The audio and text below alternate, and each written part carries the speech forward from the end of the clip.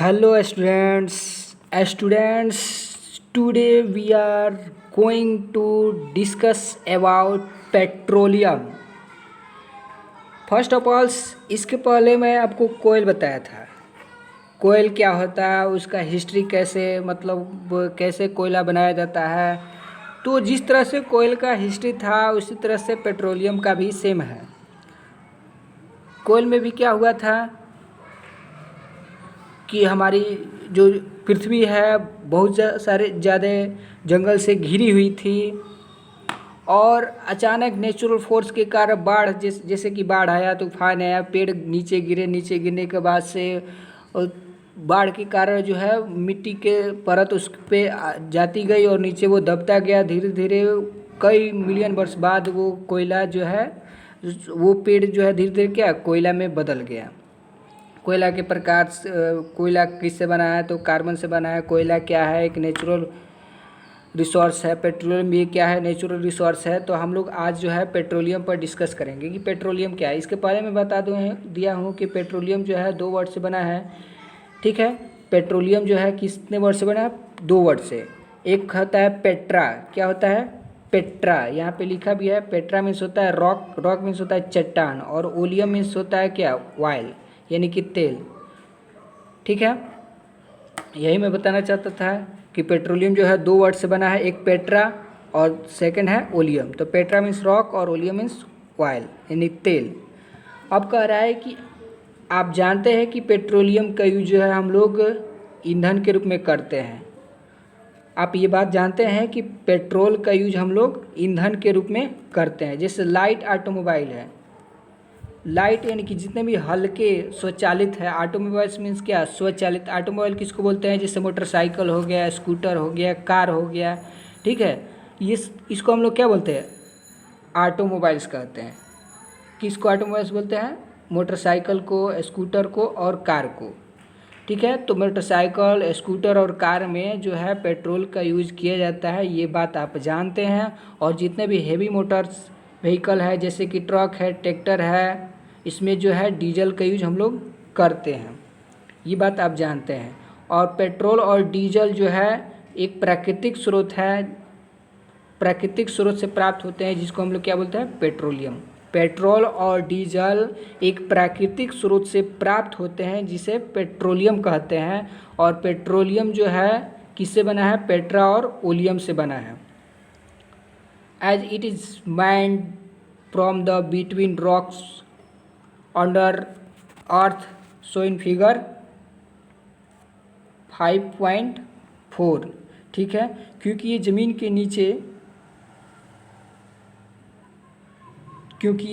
के नीचे की चट्टानों के मध्य से निकाला जाता है।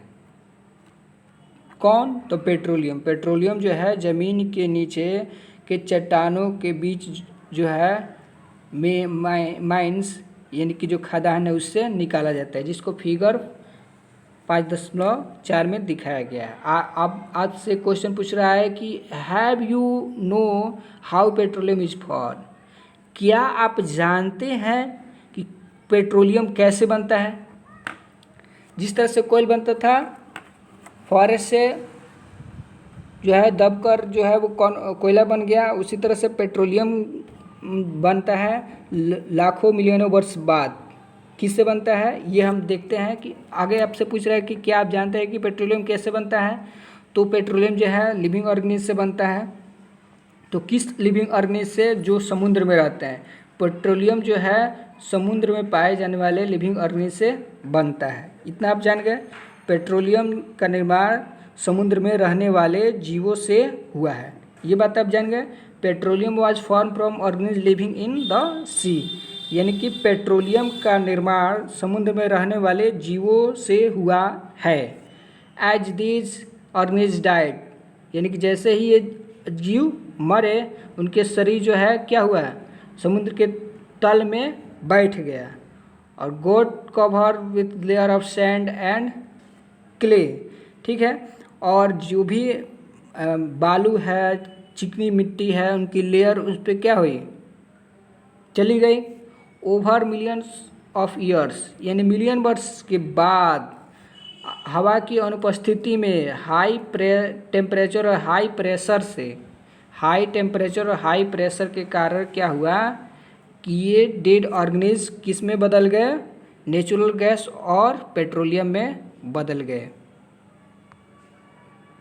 अब इसमें कह रहा है कि लुक एट फिगर 5.4 यानी कि चित्र 5.4 को देखिए।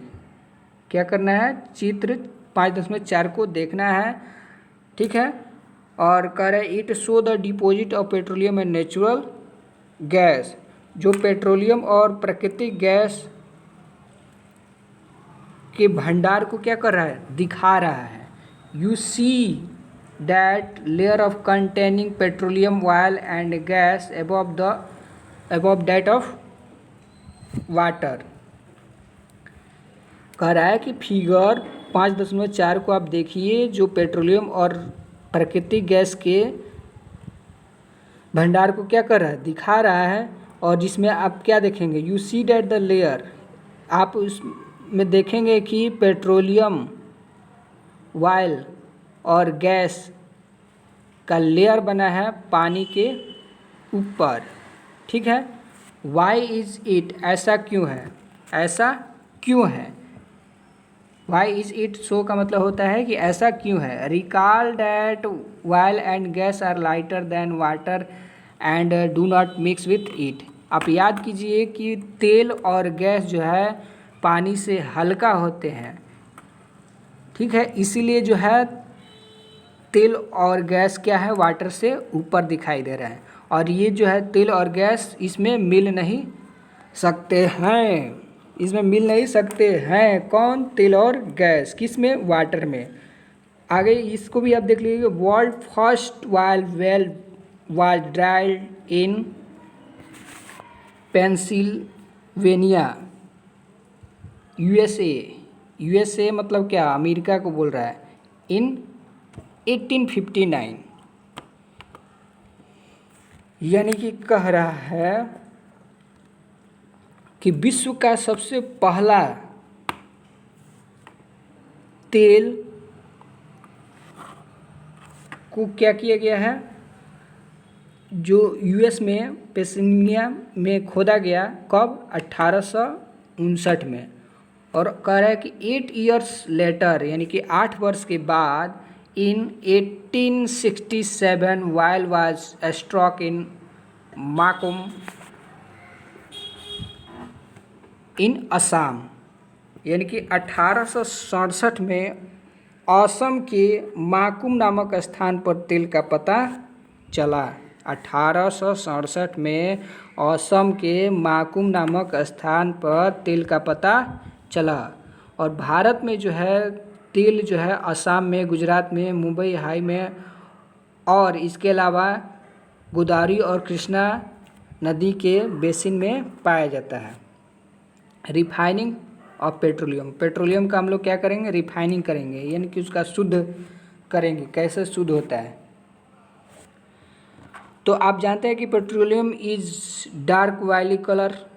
पेट्रोलियम कैसा होता है, डार्क होता है, वायली लिक्विड होता है। पेट्रोलियम एक डार्क वायली लिक्विड है। It has unpleasant order, it has unpleasant order. It has unpleasant order का मतलब क्या हुआ कि इसकी जो गंध है अप्रिय होती है। इसकी गंध कैसा होता है, अप्रिय होती है। अनप्लीजेंट मीन्स अप्रिय, ऑर्डर मीन्स गंध, इसकी गंध अप्रिय होती है। It is a mixture of various constituent of such as, ये जो है बहुत सारे सब्सटेंस का क्या होता है, मिक्सचर होता है, मिश्रण होता है। जैसे petroleum gas, petrol, diesel, lubricating oil, paraffin, wax इत्यादि। यानी कि द प्रोसेस ऑफ, ये आप देखिए कि ये वाटर है नीचे है, ऑयल और गैस क्या है ऊपर है, ये कुआं है, इसी से क्या निकाला जाता है, पेट्रोलियम निकाला जाता है। और पेट्रोलियम में बहुत सारे सब्सटेंस का मिश्रण होता है पेट्रोलियम।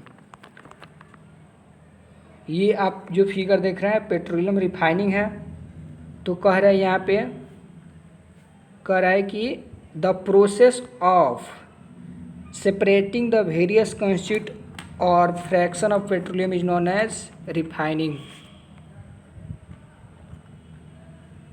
यानी कि पेट्रोलियम के फ्रैक्शन या वेरियस कंस्टिट्यूट को अलग करना ही क्या कहलाता है, रिफाइनिंग कहलाता है। और ये जो रिफाइनिंग जो है पेट्रोलियम रिफाइनरी में किया जाता है। यहाँ पे देखिए various constituent of petroleum and their use are, कई पेट्रोलियम के बहुत सारे कंस्टिट्यूट और उनका यूज जो है फिगर 5.1 में दिखाया गया है। ठीक है, अब इसको भी हम लोग जान लेते हैं। ये क्या है, कह रहा है कि many useful substance are obtained from petroleum and natural gas. कई यूजफुल सब्सटेंस जो है पेट्रोलियम और नेचुरल गैस से प्राप्त होते हैं। These are term as petrochemicals. कह रहा है कि बहुत सारे यूजफुल सब्सटेंस पेट्रोलियम और नेचुरल गैस से प्राप्त होते हैं और इनको हम लोग क्या बोलते हैं, पेट्रोकेमिकल्स कहते हैं। इनका यूज जो है डिटर्जेंट, फाइबर्स जैसे कि पॉलिस्टर, नायलॉन, एक्रेलिक इत्यादि, पॉलीथीन और अन्य मैड प्लास्टिक बनाने में किया जाता है। किसका, पेट्रोलियम का। हाइड्रोजन गैस जो है नेचुरल गैस से प्राप्त होते हैं और इनका यूज जो है फर्टिलाइज़र बनाने में किया जाता है। और कह रहा है कि due to its great commercial importance, यानी कि इनका बहुत ज़्यादा कमर्शियल इम्पोर्टेंस होने के कारण पेट्रोलियम को हम लोग क्या बोलते हैं, ब्लैक गोल्ड भी कहते हैं। अब नेचुरल गैस हम लोग पढ़ेंगे। नेचुरल गैस क्या है, बहुत ही महत्वपूर्ण फॉसिल फ्यूल है। क्यों है, नेचुरल गैस एक बहुत ही महत्वपूर्ण जीवाश्म ईंधन है, क्योंकि ये जो है बहुत ही आसानी से पाइप के द्वारा ट्रांसपोर्ट किया जा सकता है। और ये प्राकृतिक गैस को हम लोग हाई प्रेशर से क्या कर सकते हैं, स्टोर कर सकते हैं। एज किस के रूप में, कंप्रेस नेचुरल गैस के रूप में। ठीक है, यानी प्राकृतिक गैस को हाई प्रेशर पर सीएनजी के रूप में भंडारित किया जा सकता है। प्राकृतिक गैस को हाई प्रेशर पर सीएनजी के रूप में स्टोर किया जा सकता है। और CNG is use for power generation. CNG का यूज पावर जनरेशन में भी होता है। It is now begin used. यहाँ पे देखिए इस टेबल में जैसे पेट्रोलियम गैस है जो लिक्विड फॉर्म में पाया जाता है, यानी कि एलपीजी। एलपीजी का फुल फॉर्म होता है लिक्विफाइड पेट्रोलियम गैस। इसका यूज जो है घरों में और इंडस्ट्री में ईंधन के रूप में होता है। पेट्रोल का यूज जो है मोटर व्हीकल, यानी कि जैसे कि मोटरसाइकिल हो गया, कार हो गया, स्कूटी हो गया, इसमें क्या पेट्रोल का यूज किया जाता है। और भी बहुत सारे क्या है, aviation fuel, solvent, dry cleaning यानी कि शुष्क धुलाई के लिए विलायक के रूप में यूज किया जाता है। सॉल्वेंट मीन्स क्या होता है, विलायक। किरोसिन का यूज जो है हम लोग स्टोव में, लैंप में, जेट एयरक्राफ्ट में करते हैं। डीजल का यूज हम लोग हैवी व्हीकल जैसे कि बस, ट्रक इत्यादि में करते हैं। इलेक्ट्रिक जनरेटर में भी करते हैं। डीजल का यूज हम लोग मतलब जनरेटर में करते हैं, जिसको जनरेटर कहते हैं। लुब्रिकेटिंग ऑयल का यूज लुब्रिकेशन में, किसी चीज़ को चिकना बनाने में करते हैं। ये सब मशीन, बहुत सारा मशीन होता है, उसमें हम लोग क्या लुब्रिकेटिंग ऑयल डालते हैं ताकि उसका पार्ट पुर्जा सॉफ्ट रहे। और पैराफिन वैक्स का यूज हम लोग ऑइंटमेंट, कैंडल यानी मोमबत्ती, वैसलीन इत्यादि में करते हैं। वैसलीन हम लोग लगाते भी हैं। बिटुमेन का यूज हम लोग पेंट में और रोड में करते हैं। आगे यहाँ पे हम लोग देखते हैं as fuel for transport vehicle because, यहाँ से देखिए इट इज़ नाउ वेगिन यूज, यानी कि अब इसका यूज हम लोग क्या ट्रांसपोर्ट व्हीकल में फ्यूल के रूप में करते हैं, क्योंकि इसका यूज करने पर क्या होता है, बहुत कम पॉल्यूशन होता है, लेस पॉल्यूटिंग होता है। ये कौन, सीएनजी। और ये बहुत क्लीनर फ्यूल है, बहुत ही साफ ईंधन होता है। कौन, सीएनजी। और सीएनजी का यूज हम लोग व्हीकल में करते हैं तो पॉल्यूशन भी कम होता है। अब सबसे बड़ा लाभ यह है कि इसका यूज हम लोग डायरेक्ट अपने घरों में, फैक्ट्री में कर सकते हैं, जहाँ पे ये जो है पाइप के द्वारा सप्लाई किया जाता है, यानी हमारे घरों में पाइप के द्वारा सीएनजी गैस सप्लाई किया जा सकता है। यानी कि इसका ये क्या है, बहुत ही बड़ा लाभ है कि हम लोग अपने घरों में इसका यूज डायरेक्ट कर सकते हैं, या फैक्ट्री में भी हम लोग इसका यूज डायरेक्ट कर सकते हैं, और यानी कि इसको हम कोई चुरा नहीं सकता है। फ़ायदा ये भी है कि सीएनजी गैस को कोई चुरा नहीं सकता है। Such as network of pipeline, यानी पाइपलाइन की ये जो नेटवर्क है बड़ोदरा में आपको दिखाई देगा। बड़ोदरा जो गुजरात में है और दिल्ली के कुछ भागों में आपको दिखाई देगा, या तथा अन्य जगहों पर दिखाई देगा। कौन? सीएनजी गैस का pipeline. Natural gas is also use as a starting material for manufacture of number of chemicals and fertilizer. और जो प्राकृतिक गैस है उसका यूज है केमिकल और फर्टिलाइजर जैसे सब्सटेंस बनाने में किया जाता है। भारत में जो है नेचुरल गैस बहुत ज़्यादा स्टोर करके रखा जाता है। भारत जो है प्राकृतिक गैस का बहुत बड़ा रिजर्वर होता है। यानी कि हमारे देश में जो है प्राकृतिक गैस जो है त्रिपुरा, राजस्थान, महाराष्ट्र और इसके अलावा कृष्णा गोदावरी डेल्टा में भी पाया जाता है।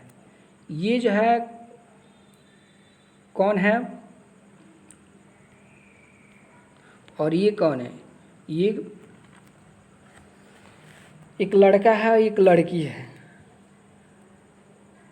तो इस लड़का का नाम है क्या? बूझो। इस लड़की का नाम है पहेली। तो ये बूझो क्वेश्चन कर रहा है। क्वेश्चन क्या कर रहा है कि can coal, petroleum and natural gas prepare in the laboratory from dead organisms. क्या कोयला और पेट्रोल और नेचुरल गैस जो है डेड ऑर्गेनिज से लेबोरेटरी में बनाया जा सकता है? ये क्वेश्चन पूछ रहा है। तो ये इसका क्या कर रही है, जवाब दे रही है कि नहीं बनाया जा सकता है। There formation is very slow process, यानी कि क्योंकि उनका जो बनने की प्रक्रिया है बहुत स्लो होती है। उनकी बनने की प्रक्रिया क्या होती है? बहुत स्लो होती है। And condition for their formation can not be created in the laboratory. ठीक है। और इनके बनने की परिस्थितियाँ प्रयोगशाला में उत्पन्न नहीं की जा सकती। जो भी इनके बनने की परिस्थिति है वो प्रयोगशाला में क्रिएट नहीं किया जा सकता है। अब यहाँ पे हम लोग लास्ट टॉपिक पढ़ेंगे, सम नेचुरल रिसोर्सेस। क्या पढ़ेंगे? सम नेचुरल रिसोर्सेस पढ़ेंगे। यहाँ पे इसको आप देखिए, some natural resources are limited, यानी कि कुछ प्राकृतिक स्रोत हैं जो लिमिट में है, यानी कि सीमित है। ज़्यादा यूज़ कीजिएगा ये ख़त्म हो जाएगा। कुछ अभी हम लोग स्टार्टिंग में पढ़े थे कि कुछ प्राकृतिक स्रोत है जो अनलिमिट है, कितना भी यूज़ कीजिएगा ख़त्म नहीं होने वाला है। लेकिन कुछ प्राकृतिक स्रोत ऐसे हैं जो लिमिट में है, यूज कीजिएगा ज़्यादातर तो वो ख़त्म हो जाएगा। वही बात कह रहा है कि you have study in the beginning of chapter that some natural resource extreme like fossil fuel, forest, minerals इत्यादि। आप जो है चैप्टर के शुरुआत में ही ये पढ़ चुके हैं कि कुछ प्राकृतिक स्रोत हैं जो एक्सहॉस्टिबल है, यानी कि ख़त्म होने वाले हैं, जैसे कि जीवाश्म ईंधन है, जंगल है, खनिज लवण है इत्यादि है। और कह रहा है कि आप जानते हैं कि कोयला और पेट्रोलियम एक जीवाश्म ईंधन है। It require the dead organisms millions of years to get convert into this fuel, यानी कि इस कोयला और पेट्रोलियम को बनने में कई मिलियन वर्ष लगे हैं। और ये आप बात जानते हैं कि ये कोयला और पेट्रोल डेड ऑर्गेनिज, मरे हुए जीवों से बनता है। ऑन द अदर हैंड, यानी कि अगर दूसरे शब्दों में अगर देखा जाए, दूसरी ओर देखा जाए, ऑन द अदर हैंड का मतलब क्या हुआ कि दूसरी ओर the known reserves of this will last only a few hundreds, यानी कि इनके ज्ञात भंडार कुछ वर्ष और चलने वाली है। इनके जो भी ज्ञात भंडार है वो कुछ वर्ष चलने वाली है। मोर इवर